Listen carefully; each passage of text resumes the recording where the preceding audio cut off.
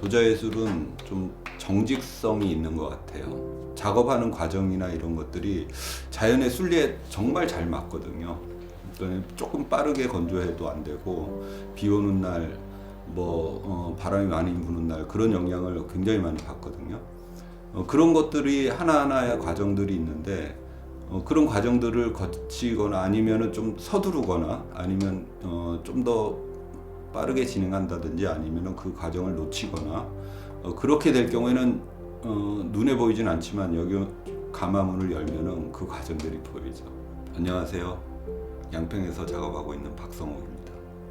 전통이라는 거는 크게 이제 저는 두 가지로 생각을 해요. 하나는 이제 우리가 박물관에서 볼 수 있는 것들, 소위 말해서 이제 그것이 어느 시대였던 간에 그것이 이제 전해져 내려오는 어떤 유형무형한 것들.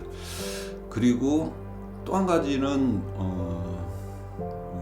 보이진 않지만 우리가 그것을 느낄 수 있는 것들이 또 하나 있다고 생각하거든요. 보이지 않는 것에 대해서 한번 생각을 해봤어요.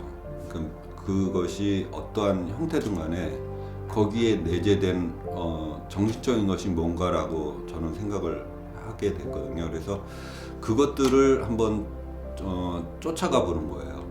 그 사람들은 뭘 즐겼고 뭘 느꼈고 왜 이걸 만들었을까 하는 생각을 쭉 쫓아가다 보면은 그것을 한번 다시 해석하는 어떤 다시 재해석하는 어떤 그 시점이 오더라고요. 그러니까 지금 편을 하는 것도 덤벙분청이라는 기법에 대해서 박물관에 있는 것들을 이렇게 봤을 때 그것들을 그대로 재현하는 것도 전통적인 기법이겠지만 이것들에 대해서 제가 한번 다른 생각을 한번 해보는 거죠.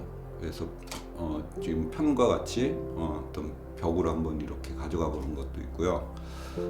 그런 작은 생각이 지금 작업을 하게 된 것 같아요. 그래서 물론 무엇이 더 중요할지는 저도 판단하기는 어렵겠지만 저는 저 나름대로 그것을 재해석하는 입장이고요. 그래서 재해석하면서 지금까지 그 작업을 하는 중이죠. 제 작업은 이제 덤벙분청 기법을 주로 하고 있습니다. 덤벙분청 기법은 분청 기법 중에 이제 가장 절제돼 있고, 그리고 굉장히 밋밋해요. 굉장히 심플하고 그런데 그런 과정, 그런 단순함 중에서도 찾아볼 수 있는 거리들이 굉장히 많이 있는 것 같아요. 이를테면은 분청의 다른 작업, 조화나 박지 같은 경우에는 첫눈에 탁 보면은 그것이 무엇을 뜻하는지 물고기라든지 어떤 형상화되는 그림이 있는데, 귀알이나 덤벙 같은 경우에는 형상이 없거든요. 그냥 추상의 세계로 빠져드는 건데, 이 추상이라는 놈이 아주 재미가 있어요. 오늘 볼 때 다르고요, 또 내일 볼 때 다르고, 날씨에 따라서도 다르고, 여기 놀 때 다르고 저기 놀 때 다르고. 그러니까 우리나라 말에 이제 두고 본다는 말이 있는데, 이 두고 보면 볼수록 굉장히 그 새로움이 있어요. 편작업은 학교 생활하면서 은사님, 교수님들하고 이제 도요지 답사를 가는 수업이 있었어요. 그래서 거기 가서 이제 그 옛날 도편들을 이렇게 흙을 털어내고 만지고 그런 과정들이 있었는데, 그때 제 기억이 아마 분청도 나왔고, 백자도 나오고, 그리고 도침, 사야, 이렇게 도자기 가마에 관련된 것도 나왔는데, 그런 것들이 이제 학교에 와서 쫙 펼쳐놨을 때 저한테는 그게 그렇게 신비롭더라고요. 그 하나하나의 시간성을 가지고 있는 거잖아요. 그런 시간성의 어떤 나열이 한 판에 이렇게 연결되어 있는 게 되게 흥미로웠어요. 초창기 편은 편 자체 하나하나의 조형성이라고 그럴까요? 하나하나의 의미를 뒀어요. 그러니까 형태 자체를 이렇게 정형화된 형태라기보다는 약간 좀 자유로운 형태. 그래서 그 자유로움이 하나의 그 뭐랄까 그 염색체 같은 그런 나열로 하나하나의 세포라고 생각을 했고, 두 번째 비엔날레 때 작업은 그것들을 더 단순화시키는 작업이었어요. 그래서 편을 단순화시키면서 하나 그 편과 편 사이, 그리고 편 하나하나의 어떤 그 색, 거기에 조금 더 집중을 했던 시기였어요. 그래서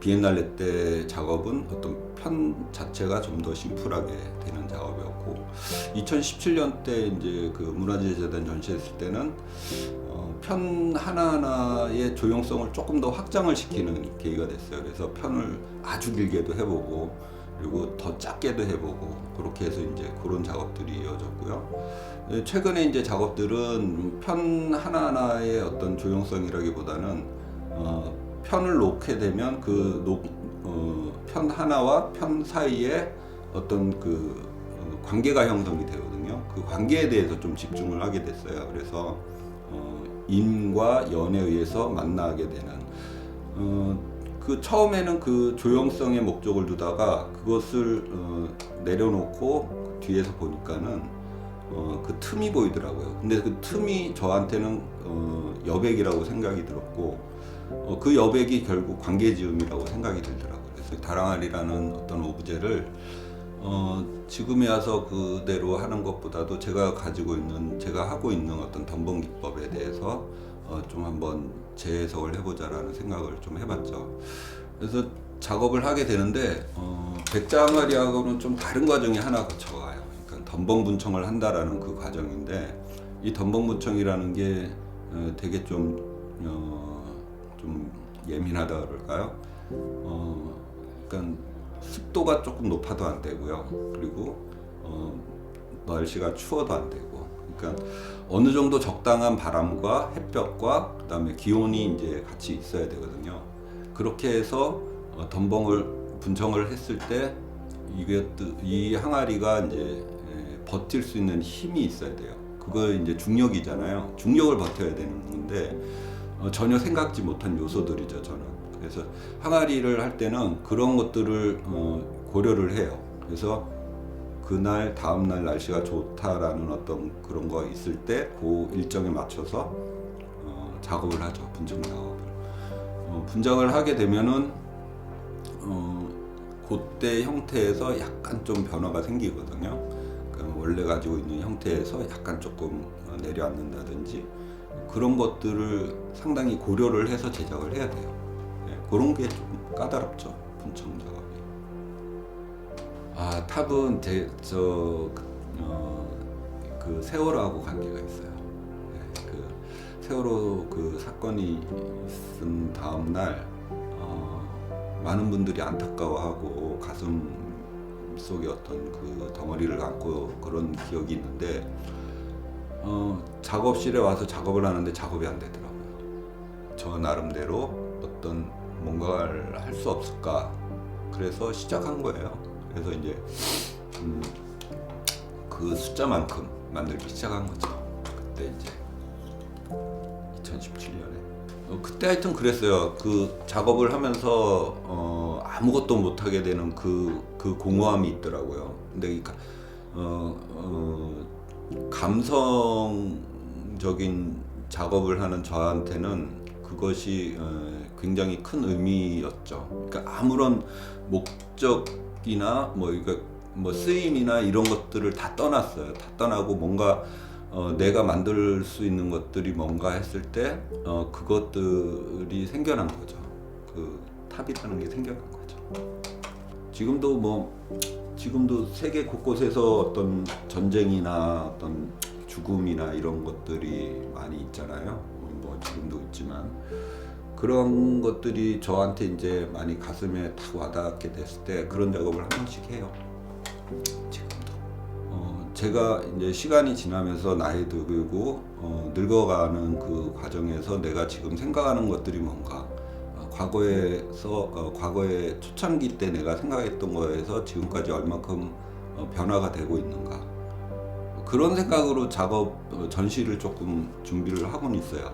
이번에는 좀 초심으로 좀 많이 돌아갔다고 할 수 있는데 이번 전시는 처음에 제가 이제 편 작업을 하게 된 어떤 목적, 그 사이에 많은 어떤 생각들이 조금 이렇게 지나갔는데 이번 전시는 아마 시간에 대한 얘기, 시간에 대한 생각, 그런 것들을 좀 많이 하게 된 것 같아요. 전시를 준비하고.